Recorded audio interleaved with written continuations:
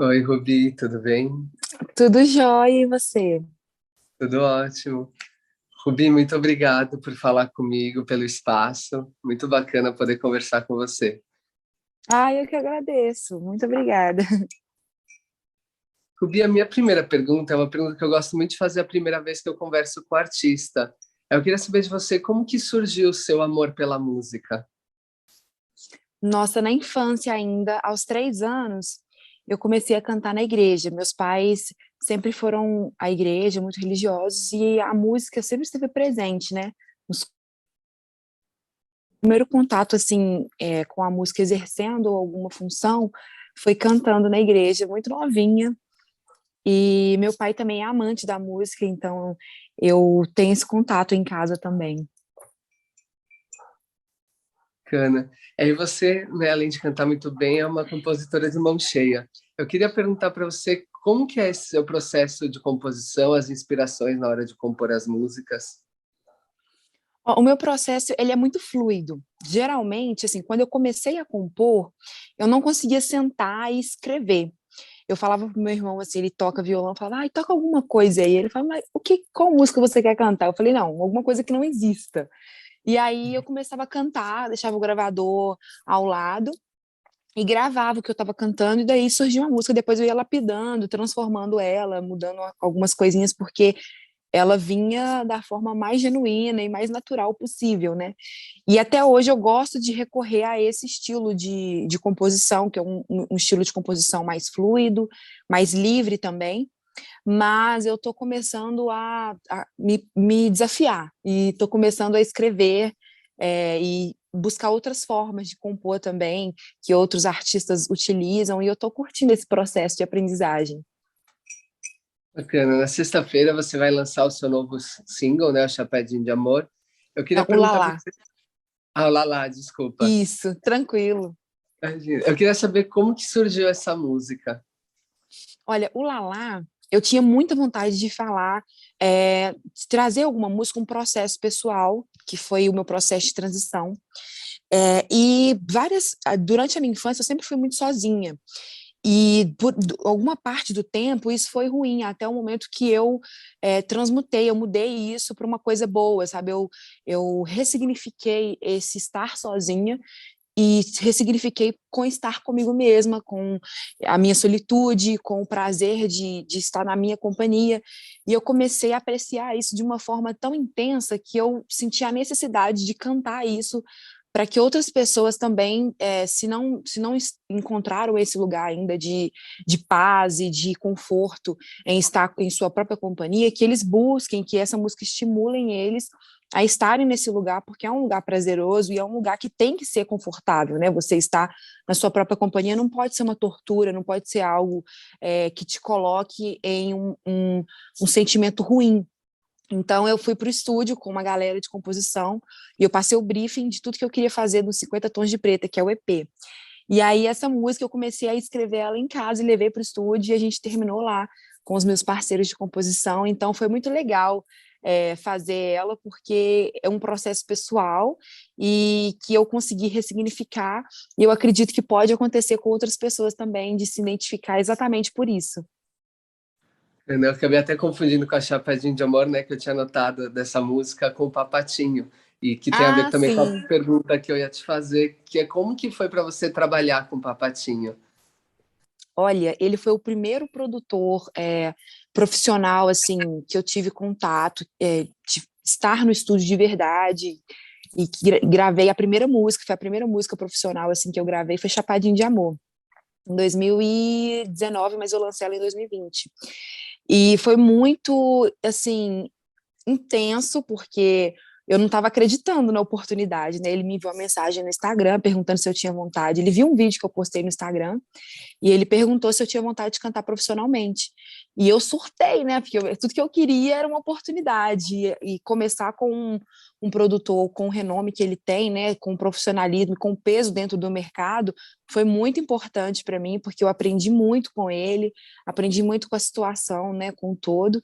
E é só gratidão, sabe? Eu fiquei muito feliz com a oportunidade. Bacana. Essas músicas fazem parte, né, do novo EP, os 50 Tons de Preta.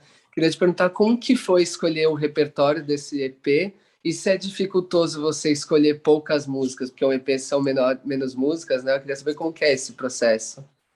Olha, ele quase virou um álbum, porque assim, ele poderia até ser um álbum, porque tem 8 músicas, né?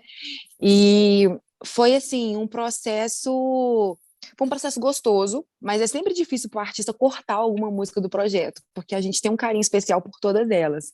Então, eu fiquei, assim, muito cuidadosa com o que eu ia fazer e eu acho que foi uma música só que não entrou.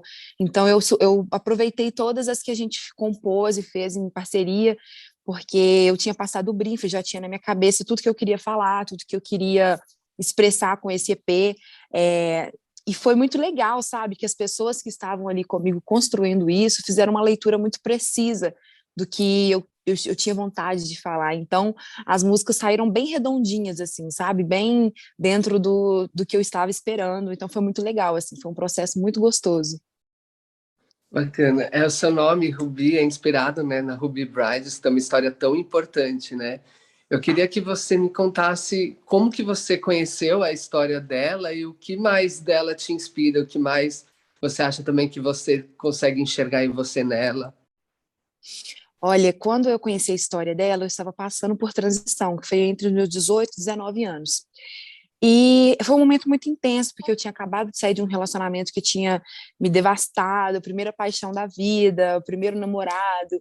E eu já tinha uma questão com a minha autoestima que vinha antes disso, durante toda a minha vida, que eu não conseguia gostar dos meus traços, eu não conseguia gostar do meu cabelo, sabe? De tudo, toda a minha negritude era rejeitada de alguma forma por mim. E isso porque a gente não tinha, porque eu não tinha essa representatividade de uma forma objetiva. Então, quando eu comecei a passar pela transição, eu fui a primeira pessoa, assim, da minha igreja, na época eu ainda estava na igreja cantando, todas as meninas pretas alisavam o cabelo, na minha família também, na minha escola, então eu era tipo um ETzinho passando pela transição ali, e eu comecei a pesquisar sobre a cultura preta. Isso me estimulou a pesquisar sobre a minha ancestralidade, sobre a cultura, sobre os meus antepassados. E eu queria descobrir assim como foi o processo em cada lugar, né? Porque o processo de escravização não foi apenas no Brasil. Existiram diversos países também, né, que utilizaram da escravidão, da então eu queria entender o processo e eu comecei a estudar e eu vi assim o ativismo, né, de Malcolm X, Malcolm X, de Nina Simone, de Ruby Bridges, e eu fiquei apaixonada com a história dela porque ela tinha apenas 6 anos de idade e ela enfrentou o preconceito, o racismo, e ela foi para a escola, uma escola caucasiana, né, que na época era segregacionista. E no começo, na ingressão dela na escola, ela teve que ir acompanhada de 6 policiais, porque a população não aceitava ela. E isso não foi motivo para fazer ela desistir. A família dela perdeu o emprego, eles tiveram que mudar de cidade. E nada disso impediu dela lutar pelo que ela acreditava, dela lutar pelo sonho dela de estudar. E isso me deu força, sabe? Eu encontrei e falei, poxa, uma menina de 6 aninhos de idade enfrentou tudo isso. Eu já estou me tornando uma mulher, eu preciso ter força. E isso me inspirou muito e me inspira até hoje. E Rubi também é uma pedra preciosa, né? Eu sou mineira, sou de BH, que é um lugar conhecido, né, pelas riquezas do solo. Então, eu acho que foi um nome que me tocou assim de primeira. E eu falei, nossa, Rubi é uma fonte de inspiração. E eu me conectei de várias formas diferentes. E por isso que eu quis trazer esse nome que tem uma representatividade, porque eu acredito também que eu ocupo um lugar hoje, né, cada vez mais, que é de representatividade para outras meninas também. Então, foi uma escolha muito, assim, de inspiração mesmo, sabe? Tem um significado muito importante para mim. E eu gosto muito sempre de falar sobre isso, porque eu acho que a gente abre um leque para debater sobre isso, para a gente falar sobre essa necessidade que a gente tem de ter representantes, de ter pessoas que falem, né, sobre a cultura e que estimulem a gente a ser o que a gente é. Bacana. A gente está nesse momento complicado, né, de pandemia, e cada artista acabou reagindo na parte criativa de alguma maneira. O Gustavo Mioto, por exemplo, contou que ele ficou uns meses sem conseguir nem compor. Já tem outros artistas que inspiraram a composição de outras maneiras. A Sandy, por exemplo, não conseguiu muito fazer coisas delas, mas tocou ela a fazer releituras. Eu queria te perguntar como que foi esse momento para você e se de alguma forma impactou na sua criatividade, independente se é alguma forma positiva ou negativa. Olha, eu vou te falar que foi muito assustador, assim. Que acredito para todo mundo, né, para a população em geral. A pandemia, a gente está aí já uns 2, 3 anos já, né, nessa loucura. E no começo foi um pouco desesperador, porque eu tinha acabado de lançar minha carreira, tinha lançado as 3 músicas, né? Inclusive, as duas, inclusive a Cair do Cavalo eu gravei durante a pandemia, bem no começo, então o clipe, tudo a gente fez com equipe muito reduzida, foi eu, câmera, a gente não teve o diretor presente, foi online. Então, foi um momento em que eu sabia que eu precisava me adaptar de alguma forma, porque eu tinha acabado de dar o primeiro passo, eu não podia recuar. Era uma chance única, né, que eu tinha pessoas ali ao meu lado acreditando no trabalho, acreditando no potencial. Eu não podia simplesmente falar, gente, não vou trabalhar. Então, eu quis me doar e eu quis entrar nesse processo de autoconhecimento mais uma vez, e nesse lugar de artista, sabe, que está começando a carreira e é uma coisa muito incerta, porque o artista, ele lida com a incerteza, né? A gente lança uma música, a gente não tem uma certeza do que ela vai causar, qual vai ser o rendimento dela. A gente tem uma expectativa, mas a gente sempre lida com a incerteza de que ela pode se tornar um hit ou também não. Então, eu sempre mantenho o pé no chão e tento entender qual é o lugar que eu estou ocupando naquele momento.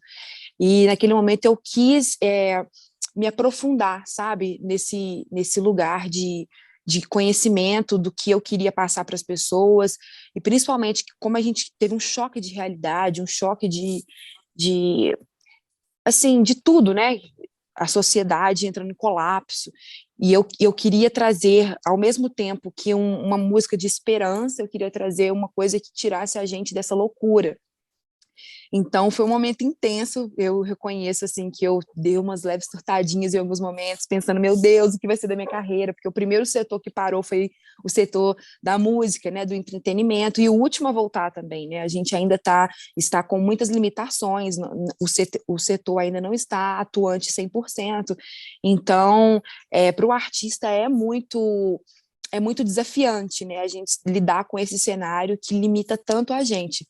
Mas eu sempre busco dar o meu melhor, independente da situação. Então, eu corri, entrei para dentro do estúdio, e comecei a fazer laboratório de música, comecei a procurar outras formas de trabalhar que não fosse essa expondo o público ou me expondo, né, por conta da pandemia. Bacana. Para terminar, Rubio, eu queria te perguntar, claro, dentro daquilo que você puder contar, quais são os próximos passos da carreira e se você já está planejando a volta aos palcos, se você já chegou a voltar aos palcos. Ai, olha, sábado agora eu vou voltar, eu vou iniciar, né, o meu processo de palco. Eu vou cantar 2 músicas em um evento, que é a abertura para Luísa Sonza, um show maravilhoso que ela vai fazer em São Paulo. Eu estou muito feliz pela oportunidade e, obviamente, seguindo todos os protocolos de saúde, né, com todo o cuidado, mas eu estou muito feliz de poder ter esse contato com o público, porque eu sinto que a música, ela tem um objetivo, e o objetivo é levar um sentimento às pessoas, o objetivo é você causar algum sentimento nas pessoas, e quando você tem a oportunidade de ver isso acontecendo ao vivo, de emanar uma energia e receber a energia do público de volta, é combustível para o artista, né? O artista, ele no momento que ele está no palco, faz tudo valer a pena. Todo o perrengue que a gente passa é ali no palco que a gente exorciza e que a gente tem a certeza que a gente está no caminho certo. Então, eu estou muito feliz de poder voltar.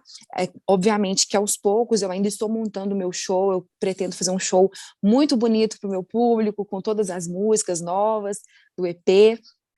E desculpa, tem uma outra coisa que você me perguntou que eu quero responder, mas eu dei uma fugida aqui. Você perguntou do show. Isso, e dentro do possível, quais são os próximos passos da carreira? Os próximos passos, isso. Eu pretendo lançar nesse primeiro semestre do ano o EP. Eu iniciei com Dentro de Mim, que foi a primeira música. Sexta agora saiu Lalá, que é a segunda, que fala sobre ancestralidade, sobre solitude, sobre amor próprio. E posteriormente eu vou lançar Chefe, que é a música que vai trazer todo o EP com as outras, né? E, posteriormente, acabou de lançar o EP, eu quero lançar um single, que é uma música que eu fiz há mais ou menos 1 ano e meio atrás, e é uma música que eu recorri várias vezes em momentos de tristeza, em momentos difíceis, a essa música, porque ela me causa um sentimento, assim, muito bom, sabe, de mudança, e eu gostaria de soltar essa música, porque eu acredito que ela pode causar esse mesmo sentimento nas pessoas. Então, posteriormente ao EP, eu vou lançar esse single, e já estou começando a trabalhar na ideia do álbum. Eu quero começar a produzir o meu primeiro álbum de estúdio ainda esse ano. Então, a ideia é lançar o EP, colher os frutos do EP, lançar o single e já começar a trabalhar no álbum para entregar muita música boa para vocês. Muito bom, Rubi. Rubi, muito obrigado por ter conversado comigo. É um ótimo lançamento do single e do clipe agora na sexta-feira. Um ótimo show também lá no show da Luísa. E parabéns. Ai, muito obrigada pela oportunidade. Sempre que puder, me chame que eu vou fazer com prazer aqui a entrevista com você. Muito obrigado, Rubi. Tamo junto. Muito obrigado mesmo. Obrigada, um beijo. Bom dia.